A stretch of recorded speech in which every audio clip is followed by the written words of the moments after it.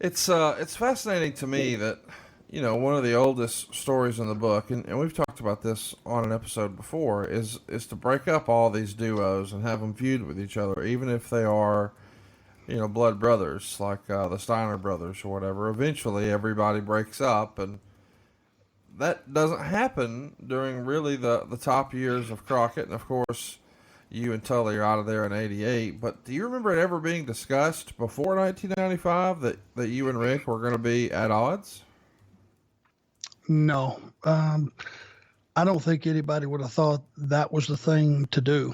I mean, there were some things, even though you broke, the Steiner brothers up and, during the course of the last 20 years, you broke up the Road Warriors. You had the Road Warriors turn on Dusty.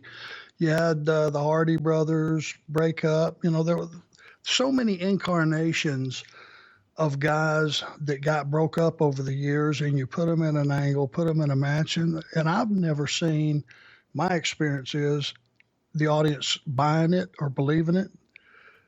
And I think Rick and I fit in that category. They would much rather see us together than see us apart. And to be honest with you, I had my role, he had his role, albeit we weren't on 50-50 footing with each other. I wasn't the personality that Ric Flair was, for God's sakes. I wasn't the performer he was. I wasn't the icon. Ric Flair, you go through Horseman country, which is the southeastern part of the United States. I mean, he's a god. Doesn't matter what he's doing on TV. Everybody loves Ric Flair. Not to say it's not that way worldwide, but there was never a reason that was so pressing that all of a sudden somebody looked up and went, hey, there's some serious money being left on the table right here if we break up Arn and Rick.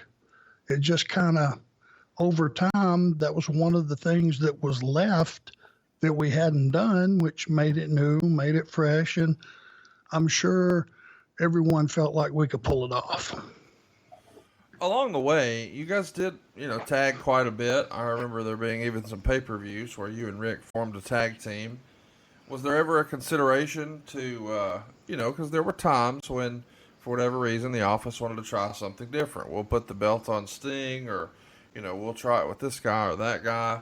Was there ever consideration of making you guys tag champs or really packaging you with an extended tag run that you know of? No, nothing that I knew of.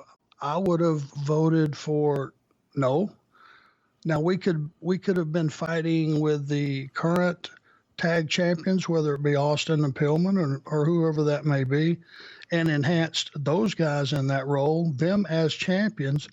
But I think Ric Flair is one half of the World Tag Team Champions is a step down. And I don't mean that with any disrespect, because I revere the tag titles.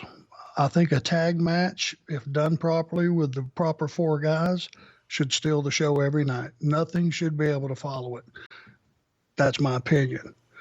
But I think putting that role on Ric Flair, one half of the World Tag Team Champions, as many times as he's been the world champion, it would be a step down.